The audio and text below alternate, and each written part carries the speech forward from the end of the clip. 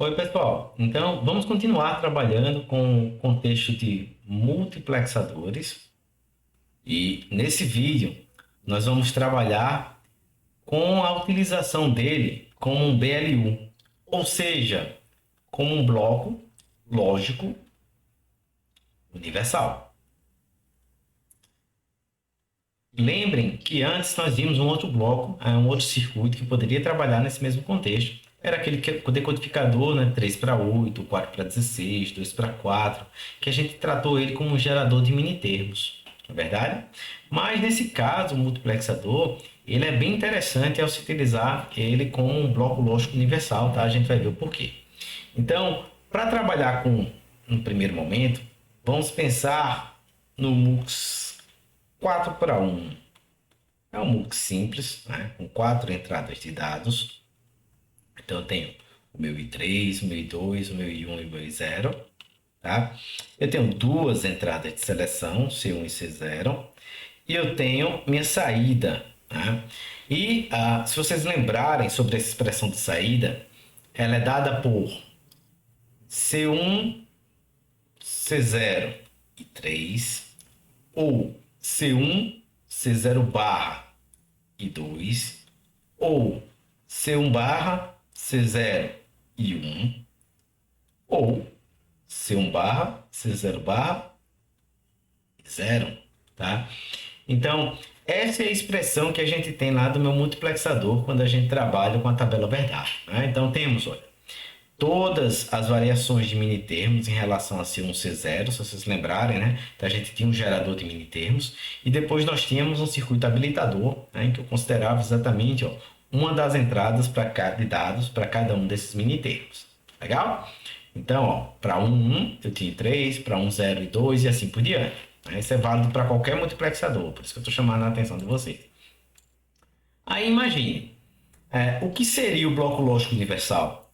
É a utilização do meu multiplexador como um bloco base para a fabricação, para a construção, para a implementação de um circuito lógico qualquer. Né?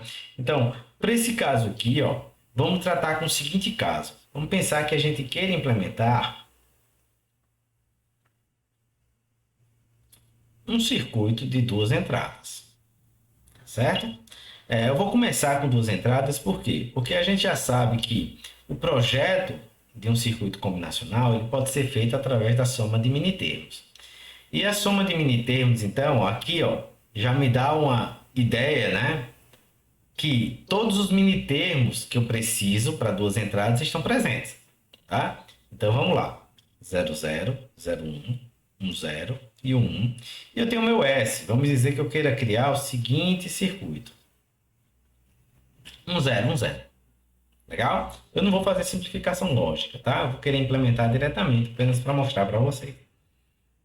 Então, o que é que eu vou fazer aqui, basicamente?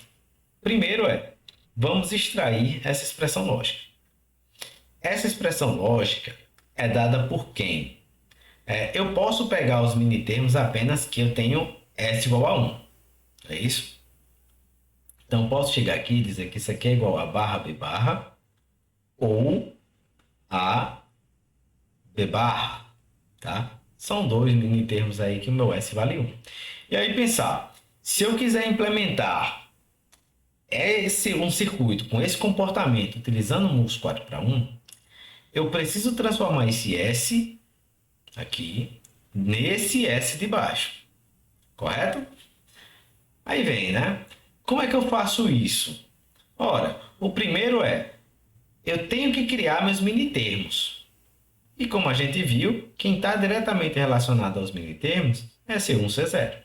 Então, eu posso chegar aqui ó, e modificar os valores de C1, C0 com os valores de A e B, de forma que essa expressão aqui ela seja modificada. Então, se eu conecto isso aqui ó, no A e esse carinha aqui no B, o que é que vai acontecer com essa expressão S? Aí você vai me dizer, muito simples. Eu teria algo assim. A B barra e 2, né? Ou a barra B e 1, ou a barra B barra e 0. Legal, cheguei mais perto já, né? O que é que tem de diferente? Aqui eu nem tenho I1 nem I0, e alguns termos aí, alguns mini termos, eles têm que desaparecer. Só que notem, I3, I2, I1 e 0 são entradas também desse bloco. Isso quer dizer que eu posso associar isso a valores, né? E aí eu posso começar pensando, eu tenho um mini termo AB? Não está presente aqui. Então, que valor I3 tem que assumir para que esse mini termo ele seja anulado dessa expressão S? Obviamente, vocês vão me dizer, faça I3 igual a zero, né? Igual a zero. Se você fizer I3 igual a zero, esse carinha aqui, ó, ele vai para zero. Legal? Usando com uma coisa semelhante, né, um raciocínio semelhante, eu também não tenho a barra B. A barra B não está presente aqui. Então, ó, eu posso pegar o meu I1, que está associado a barra B, e fazer I1 igual a zero. Não é verdade? E aí ficava em que? Esse cara aqui também seria anulado. Aí eu ficava com AB barra I2 ou A barra B barra I1. Esses dois eu quero manter, mas o I2 e 0 não aparece nessa expressão. Então, o que é que eu tenho que fazer com I2 e 0 para chegar aqui? Eu vou colocar I2 igual a 1 e 0 igual a 1.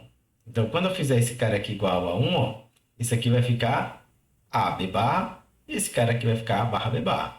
Então, se eu fizer essas conexões do meu Mux 4 para 1, a expressão de saída vai ser quem? O meu S aqui será AB barra ou A barra B barra.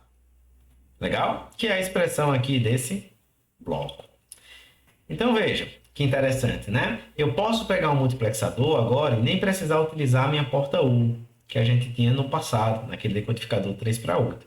E mesmo assim já gerar a expressão lógica de saída de qualquer circuito combinacional de duas entradas, tá? No caso do Mux 4 para 1. E olha que interessante, se vocês observarem aqui, ó, esses valores que eu associei nas minhas entradas, eu tenho, ó, do 0 para cima, né? 1, 0, 1, 0.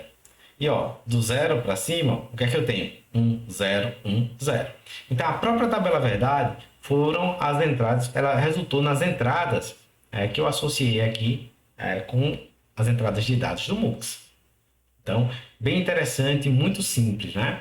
Então, veja, se eu disser para vocês, eu quero construir um circuito com 3 entradas de dados. Vocês vão me dizer, utiliza o MUX 8 para 1, porque aí eu tenho 3 entradas de seleção, né? Então, eu tenho 8 aqui. Esses 8 eu coloco igual a minha tabela verdade, né? E aí eu consigo a expressão lógica associada, tá? Façam um exemplo relacionado a isso e façam a redução. Vejam se conseguem chegar na expressão lógica.